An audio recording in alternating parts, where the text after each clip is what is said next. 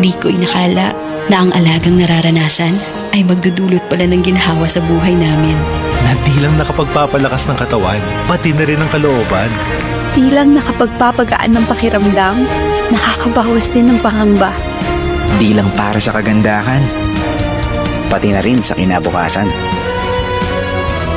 Simpleng alaga, pero damang-dama.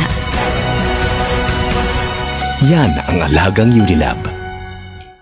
Di ko inakala na ang alagang nararanasan ay magdudulot pala ng ginhawa sa buhay namin. Na di lang nakapagpapalakas ng katawan, pati na rin ang kalooban. Di lang nakapagpapagaan ng pakiramdam, nakakabawas din ng pangamba. Di lang para sa kagandahan, pati na rin sa kinabukasan. Simpleng alaga, pero damang-dama. Yan ang alagang Unilab.